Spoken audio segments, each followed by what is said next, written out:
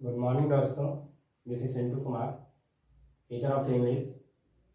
Now I am going to start a YouTube channel today and I will teach you English language. So मैं आज अपना class एक quotation से start करना चाहता हूँ. कोटेशन है कि hard work beats talent. Hard work beats talent when talent doesn't work hard. It means अगर कोई व्यक्ति कड़ी मेहनत करता है तो प्रतिभा को भी मार सकता है अगर प्रतिभा कड़ी मेहनत नहीं करता है. इट मीन्स अगर कोई व्यक्ति प्रतिभावान है और मेहनत नहीं करता है तो वो हार्ड वर्क उस टैलेंट को मार देती है. तो जो व्यक्ति में टैलेंट है वो टैलेंट को बनाए रखने के लिए आपको हार्ड वर्क करना जरूरी है. अगर हार्ड वर्क नहीं करेंगे तो टैलेंट आपके खत्म हो जाएगी. Thank you. ना मैं अब आपको बेसिक ऑफ इंग्लिश पढ़ाऊंगा, जिसमें बेसिक ऑफ इंग्लिश बहुत सारे बच्चे को प्रॉब्लम क्या है कि कोचिंग तो जाते हैं लेकिन 2 महीना 4 महीना 5 महीना पढ़ने के बाद उससे पूछा जाता है कि what is the English language, what is the mean of English language. He replied that I don't know completely. What is the reason behind it. कभी टीचर ने उसको बताया नहीं कि इंग्लिश लैंग्वेज होती क्या है. बट टीचर सिर्फ पढ़ाते हैं ग्रामर, सब्जेक्ट, इजम, वाजवर, हजर, object, complement, other word. But बच्चों को पता ही नहीं है what is the subject, what is the real meaning of subject, what is the object, what is the complement, what is the predicate. These types of problem always come with the students. So now I want these types of problem completely want to remove. So completely मेरे साथ बने रहिए और every day मैं एक video upload करूंगा जो basic of English. जब मैं बेसिक ऑफ इंग्लिश को कंप्लीट कर लूंगा तो मैं ग्रामर का एक एक पोर्शन को कंप्लीट करते जाऊंगा और आपको बहुत अच्छा लगेगा मेरे साथ, क्योंकि मुझे 10 साल का पढ़ाने का एक्सपीरियंस है. जो मैं सीबीएसई स्कूल में पढ़ा रहा हूँ, इंग्लिश का एक मैं टीचर हूँ. लगातार 10 सालों से मैं इंग्लिश पढ़ाते आ रहा हूँ. और अगर आपने इंग्लिश में ज़्यादा सपोर्ट किया तो एज वेल एज मैं एक स्पोकन का भी बैच लाऊंगा जिसमें fluent English. How will you improve your English? First of all I will make you understand completely. But आज मैं जो पढ़ाने जा रहा हूँ बेसिक ऑफ इंग्लिश, इसको आप देखिए और इस कोटेशन को हमेशा याद रखिए कि अगर आप प्रतिभावान हैं तो हार्ड वर्क नहीं करेंगे तो आपके टैलेंट खत्म हो जाएगी. Thank you.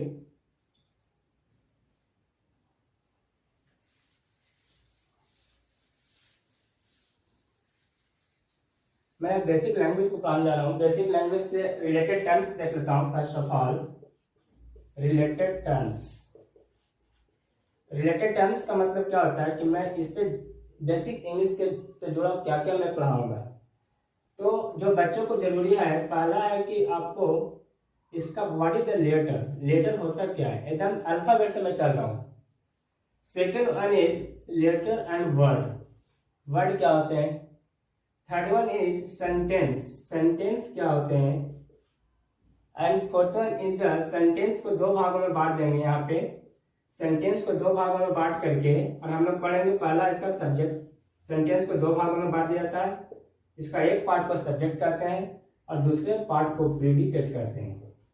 बहुत सारे बच्चे को आज तक मैंने तो जो बिहार बोर्ड से पढ़ने वाले बच्चे हैं उसको बीए कर लिए, एमए कर लिए हैं, बट उसको आज तक पता नहीं है. सब्जेक्ट तो पता है बट प्रेडिकेट क्या होता है वो नहीं जानते हैं. मैंने बहुत लोगों से पूछा है कि आपने इंग्लिश से एमए कर रखा है, बताओ प्रेडिकेट क्या होता है. उसने जवाब नहीं देता है, I don't know. This types of problem. So अब किसी भी चीज को पढ़िए फंडामेंटली स्ट्रॉन्ग कर लीजिए उसको, क्योंकि fundamental is the power of any subject. Fundamental in power है किसी सब्जेक्ट का. अगर आपका फंडामेंटल वीक रहेगा तो आप किसी भी सब्जेक्ट को नॉलेजेबल होने से आप उसको नहीं सोल्व कर पाएंगे, क्योंकि fundamental is the key of success to solve any subject. So first of all मैं पढ़ूंगा लेटर. लेटर होते क्या है. वर्ड. वर्ड क्या होते हैं. सेंटेंस. सेंटेंस क्या होते हैं. सेंटेंस को 2 भागों में बांट दिया. एक पहला पार्ट को सब्जेक्ट कहते हैं और दूसरे पार्ट को प्रेडिकेट कहते हैं. जब मैंने सब्जेक्ट और प्रेडिकेट पढ़ा लूंगा उसके बाद मैंने पढ़ूंगा काइंड्स ऑफ सेंटेंस. सेंटेंस के काइंड्स कितने होते हैं. तो जितने भी सेंटेंस आज हम लोग इंग्लिश पढ़ते हैं, बोलते हैं, लिखते हैं, सुनते हैं, सब सेंटेंस पे डिपेंड करता है. ये दुनिया में जितने भी इंग्लिश बोली जा रही है ये सब सेंटेंस ही है. तो पहले मैं लेटर को पढ़ाऊंगा.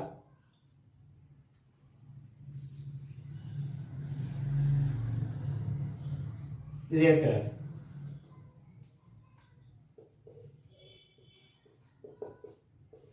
लेटर की अगर हिंदी की बात किया जाए तो लेटर एक पत्र नहीं, लेटर एक अक्षर होता है जिसको हम लोग इंग्लिश में अल्फाबेट कहते हैं। तो लेटर कहता है it is a symbol, it is a symbol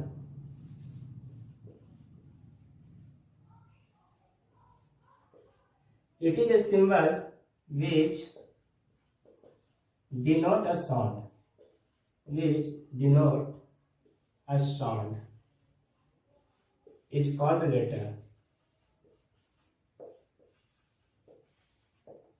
इस साउंड को दर्शाता है, एक मीनिंगफुल साउंड को दर्शाता है।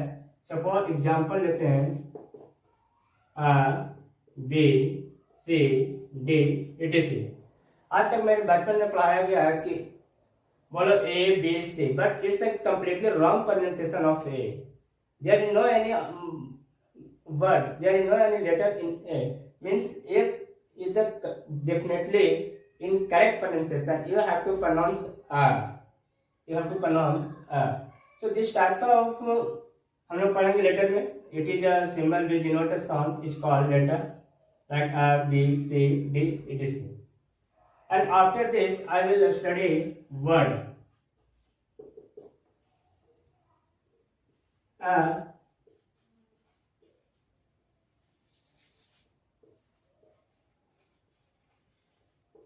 A meaningful unit of letters, a meaningful unit of letters, otherwise a jumble। Words क्या होते हैं? तो कहता है मीनिंगफुल यूनिट ऑफ लेटर्स होते हैं। लेटर्स, बहुत सारे लेटर्स को मिल करके एक वर्ड बनता है। अगर उसकी मीनिंगफुल आना चाहिए, मीनिंगफुल यूनिट होना चाहिए। In the sense means example अगर हम लोग देखते हैं, प्ले मीन्स फोर लेटर से मिल करके एक वर्ड का निर्माण हुआ है जिसका एक मीनिंग निकल रहा है, प्ले मैंने खेलना। अगर इसी को मैंने लिखा PLYA, ये जंबल वर्ड है क्योंकि यहाँ लिखा गया है कि a meaningful unit of letters, otherwise a jumble. अगर इसका मीनिंग नहीं निकलता है तो ये वर्ड तो होता है, लेकिन ये वर्ड को हम लोग जंबल वर्ड कहते हैं। ये वर्ड को जंबल वर्ड कहते हैं। सपोज दैट मैं एक और एग्जांपल लेता हूँ, रन। रन का मतलब RUN, ये 3 वर्ड से मिलकर तो बना है, इसका एक मीनिंग निकल रहा है RUN, रन मीन्स दौड़ना। अगर इसी वर्ड को मैं ऐसे लिखा हूँ RNU, जिसका कोई मीनिंग नहीं निकल रहा है, ये मीनिंगलेस है, इसको हम लोग इंग्लिश में जंबल वर्ड कहते हैं, ETC। ये वर्ड है। यहाँ आपको लिखा गया है a meaningful unit of letters. अगर मीनिंगफुल यूनिट ऑफ लेटर्स है तो वर्ड हो जाएगा, अदरवाइज अ जंबल। अगर नहीं उसका अर्थ निकल रहा है, उसका कोई मीनिंग नहीं दे रहा है, वो मीनिंगलेस है, तो वर्ड तो कहलाता है, लेकिन उसको हम लोग इंग्लिश में जंबल वर्ड कहते हैं। ना अब हम लोग देखेंगे सेंटेंस क्या होता है।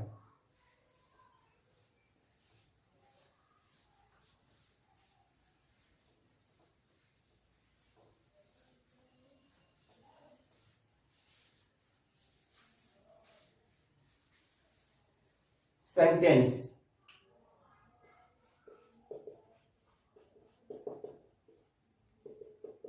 it is a group of letters, it is a group of letters, sorry, it is a group of words arranged in proper order and making a complete sense, and making a complete sense is called sentence। कहना है कि sentence का हिंदी होता है वाक्य। वाक्य होता क्या है? अगर आपको हिंदी में कोई भी हम लोग बातचीत करते हैं तो बिना वाक्य का हम लोग बातचीत नहीं कर पाएंगे। इसी तरह इंग्लिश में कहता है it is a group of words. अभी मैंने वर्ड्स पढ़ा कि लेटर का समूह को वर्ड्स कहते हैं जिसका एक मीनिंग निकलना चाहिए। अगर वो मीनिंग नहीं निकल रहा है तो जंबल वर्ड कहलाता है इंग्लिश में। तो it is a group of words, कह रहा है इस शब्दों का समूह। Arrange in a proper order, ये प्रॉपर ऑर्डर में होना चाहिए, एंड इसका एक complete, making a complete sense, और इसका एक कंप्लीट सेंस होना चाहिए, तब हम लोग उसको सेंटेंस कहते हैं। एग्जाम्पल से देखते हैं, इसका एक एग्जाम्पल से देखते हैं, Ram is a boy, Ram is a boy, Ram एक लड़का है, इसका प्रॉपर एक वर्ड, दो वर्ड, तीन वर्ड और चार वर्ड से मिल करके एक सेंटेंस का निर्माण हुआ, इसका एक कंप्लीट सेंस आ रहा है, तो मैंने उसको कहा कि ये एक सेंटेंस है। रानी कुक्स फूड, रानी कुक्स फूड, ये तीन वर्ड से मिल करके एक सेंटेंस का निर्माण कर रहा है। तो रानी, रानी एक वर्ड है, कुक्स एक वर्ड है, फूड एक वर्ड है, ये तीन शब्दों का मिल करके एक सेंटेंस का निर्माण करेगा, तो मैं इसको कहूंगा कि एक सेंटेंस है। यहाँ लिखा हुआ भी it is a group of words, group of words है। Arrange in a proper order, arrange proper order में अभी क्या होता है, प्रॉपर ऑर्डर में आपको पढ़ाऊंगा सब्जेक्ट, वर्ब, कॉम्प्लीमेंट, और give making a complete sense is called sentence. ये सेंटेंस बन रहा है क्योंकि कंप्लीट सेंस आ रहा है। इसका एक प्रॉपर ऑर्डर, एक शब्द आ रहा है इसमें प्रॉपर ऑर्डर। ये प्रॉपर ऑर्डर क्या होता है, ये बच्चों को बताया नहीं जाता है, लेकिन यहाँ पे एक स्ट्रक्चर होता है जो प्रॉपर ऑर्डर को फॉलो करता है। ये प्रॉपर ऑर्डर क्या होता है आप देखेंगे।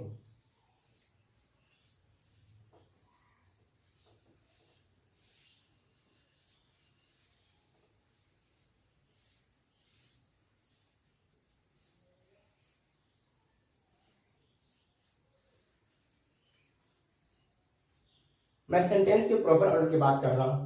प्रॉपर ऑर्डर,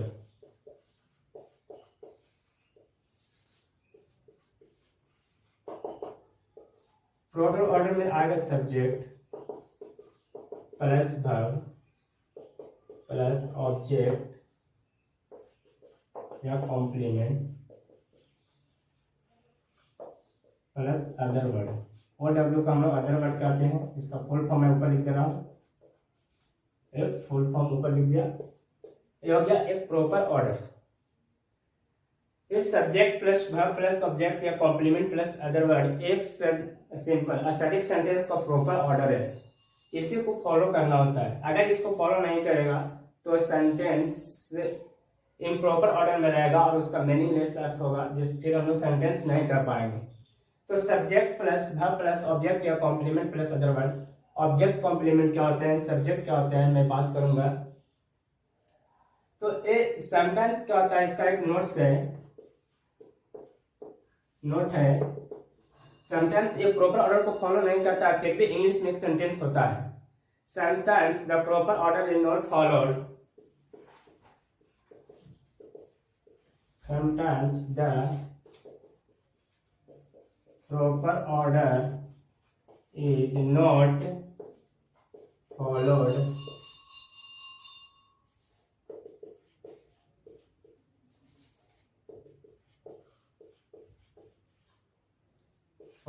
yet sometimes क्या होता है, क्या कि the proper order will not followed yet we get full sense, yet we get full sense। ये प्रॉपर ऑर्डर असर्टिव सेंटेंस के लिए सेंटेंस मैं आपको काइंड्स ऑफ सेंटेंस पढ़ाऊंगा। तो वो सेंटेंस होता क्या है कि प्रॉपर ऑर्डर को फॉलो नहीं करता है, फिर भी वो क्या सेंस देता है। Example, have a nice day, have a nice day, go there, go there। This type of sentence always make a complete sense but doesn't follow the proper order subject। so मैं आगे पढ़ाऊंगा आपको conversion of sentence, जब kinds of sentence पढ़ा दूंगा तो वहां पे सेंटेंस को कन्वर्जन ऑफ सेंटेंस होता है, इसका भी एक सब्जेक्ट होता है जो मैं आगे की क्लास में आपको एक्सप्लेन करूंगा।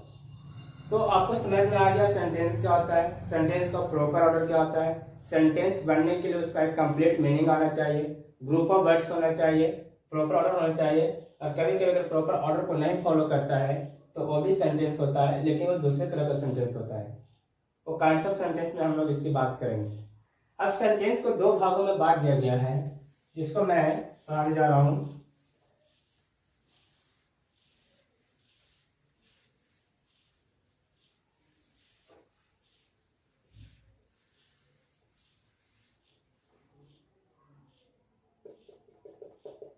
It is divided into two parts. It is divided into two parts. इसको दो भागों में बांट दिया गया है। It is divided into two parts. पहला subject and second predicate.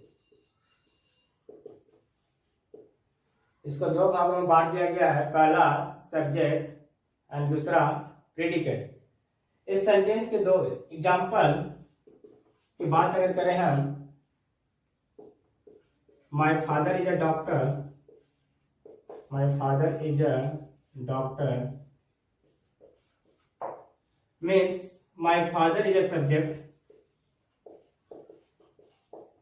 And all words are predicate. मैं अभी पूरा वर्ड लिखा हूं, सब्जेक्ट और प्रेडिकेट। मैं आगे सब्जेक्ट का एस भी लिखूंगा और प्रेडिकेट का PRE लिखूंगा। तो सब्जेक्ट एंड प्रेडिकेट, सब्जेक्ट के बाद जितने भी वर्ड्स होते हैं वो सब के सब क्या हो जाते हैं, सब के सब प्रेडिकेट्स हो जाते हैं। तो मैंने पहले आपको पढ़ाऊंगा व्हाट इज द सब्जेक्ट और उसके बाद पढ़ाऊंगा what is predicate.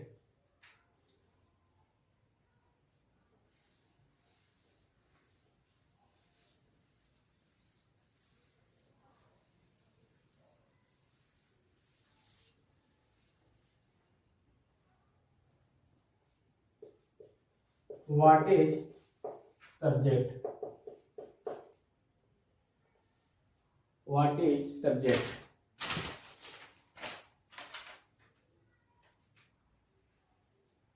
The subject is the person or thing that tells us about. That tells us about। Means subject होता क्या है, एक पर्सन और थिंग्स होता है जो पूरे सेंटेंस के बारे में, किसके बारे में चर्चा हो रही है उसके बारे में बताता है। या इन द अदर सेंस, और it is work, it works as a doer in the sentence, in the sentence। इस सेंटेंस में it works as a doer in the sentence, इस सेंटेंस में डूअर के जैसा भी वर्क करता है। तो इस सेंटेंस के बाद पता चलेगा, सपोज हम लोग एग्जाम्पल से समझते हैं, Rani is playing cricket, Rani is playing cricket. तो रानी इज प्लेइंग क्रिकेट में हम समझेंगे कि इसमें सब्जेक्ट क्या है। इसमें हम देखेंगे कि पूरे सेंटेंस में किसकी चर्चा हो रही है। यहाँ लिखा गया the subject is the person और थिंग, और कोई वस्तु होगा या कोई व्यक्ति होगा और इसके दैट टेल्स अस अबाउट, और मैं उसके बारे में बात करूंगा। या it works as a doer in the sentence, या फिर एक कर्ता की तरह काम करेगा। यानी पूरे सेंटेंस में काम करने वाला कौन है, यानी खेलने का काम। Rani is playing cricket, Rani cricket खेल रही है, तो क्रिकेट खेलने का काम कौन कर रहा है, तो है रानी। तो मैं रानी को एज ए सब्जेक्ट मार्क करूंगा, as a subject. I am teaching you English, I am teaching you English. अब इसमें पूछा जाए कि सब्जेक्ट क्या है, तो इसमें देखो पढ़ाने का काम इंग्लिश कौन कर रहा है, तो मैं। तो इसमें डूअर कौन हो गया, आई डूअर हो गया। तो जिस सेंटेंस में as a doer, works as a doer और टॉकिंग अबाउट, अगर उसके बारे में बात किया जाएगा तो आपका सब्जेक्ट हो जाएगा। मैं आपको पढ़ाऊंगा predicate.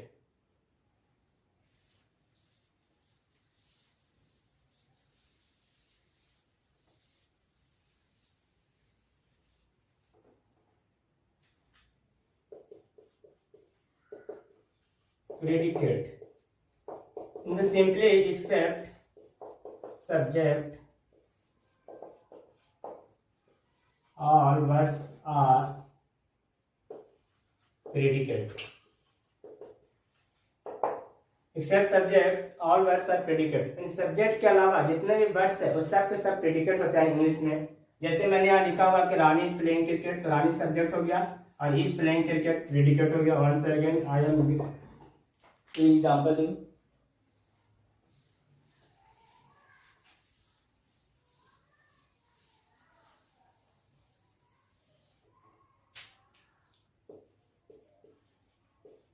Radha is cooking food,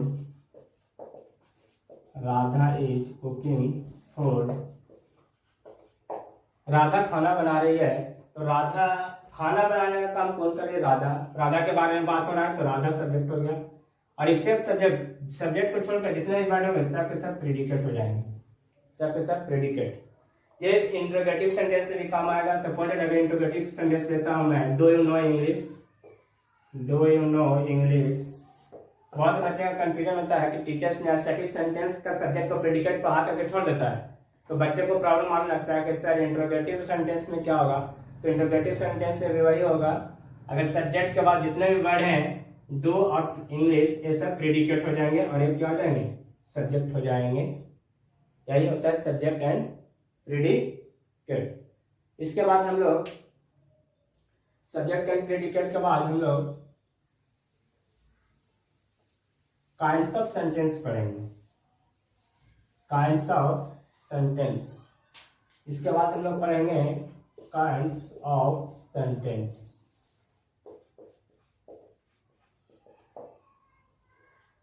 kinds of sentence दोस्तों हम लोग नेक्स्ट वीडियो में पढ़ेंगे।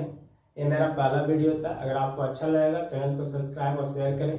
मैं आपके लिए हमें प्रतिदिन समय निकाल कर को एक वीडियो बनाऊंगा इंग्लिश पे। अगर इस पे इंग्लिश पे आज वाला मैं अपने स्पोकन को प्रमोट करूंगा। Thanks everyone, best of luck.